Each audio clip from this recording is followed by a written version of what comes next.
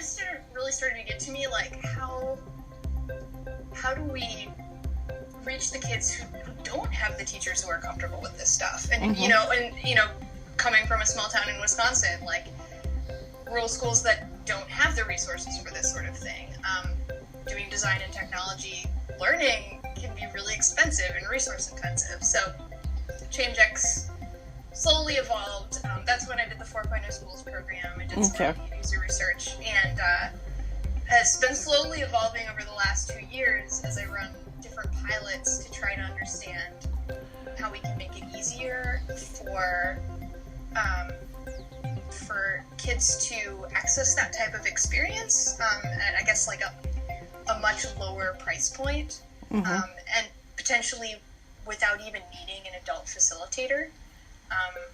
So that's kind of where ChangeX is now. Is that I guess I have sort of 2 use cases in mind for it. One is students who are excited about entrepreneurship, technology, problem solving, but don't maybe have an outlet for that, so they could self-organize and do this. And then on the other hand, educators who want to do this but aren't familiar with it, to make it just as easy as I possibly can for them to run it, so that on the other side they can maybe help encourage some of the kids who aren't as naturally inclined toward that and bring them, into the loop. And one of the early tests I did with the ChangeX idea was the idea of running a youth civic hackathon. Basically, they're usually, a 2 to 3 day event where you get together a bunch of people. They can be entrepreneurs, technologists, designers, anyone who's interested. And usually there's some sort of goal or prompt. So, and there's increasingly a growth of civic hackathons, in which the goal is, how do we solve this community problem? How do we improve our community? How can we, develop an app for filling potholes or whatever it is? Like, and a lot of things that come out of hackathons are, they don't go anywhere. But a few do, which is the cool part, and it's also a great way to learn and meet people. And so basically, by the end of the hackathon, your goal is to, you work with a team, you come up with a particular idea, and you have to actually build an initial prototype of your idea to pitch at the end of the event. And then everyone kind of votes, and there's usually some little prizes and such. So, I'd seen a lot of that stuff for adults, but I'd never really seen anything for teenagers along those lines. So we teamed up with this giant makerspace in San Francisco called Tech Shop, and I was like, hey, let's do this. And fortunately, I found somebody who was also excited about the idea. So we put on this 2-day event over a weekend where we basically presented 4 different challenges that were kind of being highlighted by the city of San Francisco, mostly around carbon emission reductions and things like that. And we took the kids through the design process. So really, really quickly in these short sprints, doing research on these issues, brainstorming potential solutions, forming teams, and then actually spending the bulk of the time building their first prototype, and then at the end actually pitching the idea. So I can't remember, I think we had around 40 kids or so who did that first one with us, and it was really cool. And somebody from Facing History heard about it and came and was observing, and she was like, oh my gosh, let's do this around empathy and history. And so it took us some time, but we kind of I think it was maybe 8 months later, we ran another one in partnership with them down in San Jose, and the theme was all entirely focused around increasing empathy and a lot of the Facing History core themes.